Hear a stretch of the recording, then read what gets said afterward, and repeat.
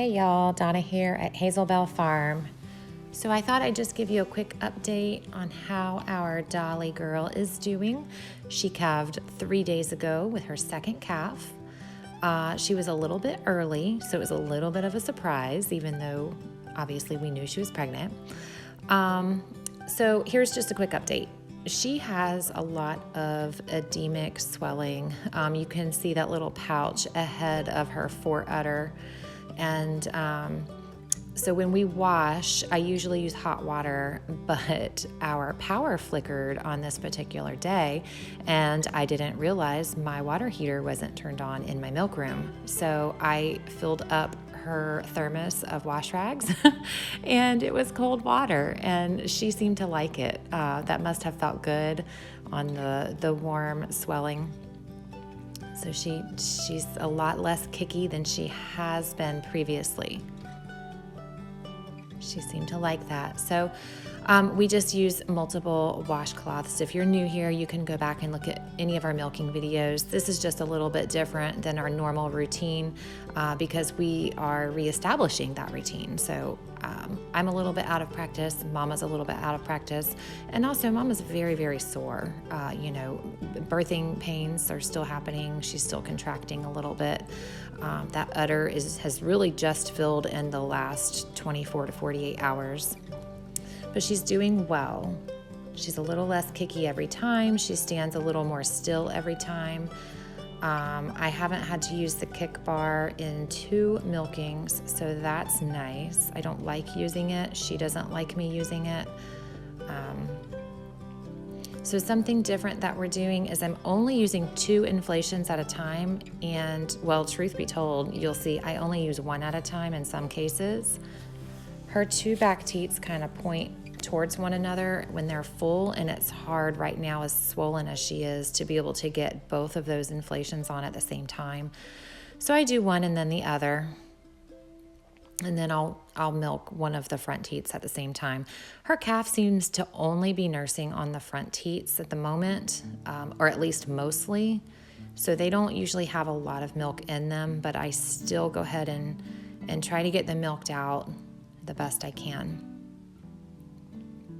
Another thing different, if you've watched our previous milking videos with Dolly, is normally I don't even lock her head in that head gate just because I want her to be comfortable, but she's so concerned about where her calf is that she wants to pull out of there a little too much. So I've been locking her head in. I'm always letting her know where I am back here. Now here she starts to get a little bit fidgety, a little bit antsy, and just a little bit done. Because her teats are so swollen, the suction is really, really tight. And I found even that in order to pull those inflations off of her, sometimes I even turn off the pump and release the pressure. Now, I'm using this today because her last 2 milkings before this one, she had clumps in her milk. So that can be a very early sign of mastitis. So this is an antibiotic.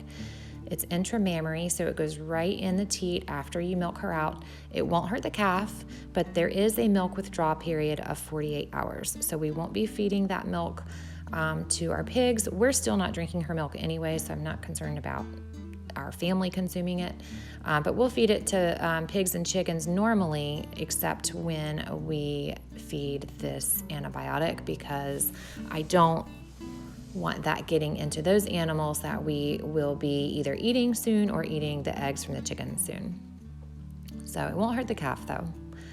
So she's pretty good for this. It's pretty simple. Now there's a large cap that comes off of these little syringes. They're disposable one-time use syringes.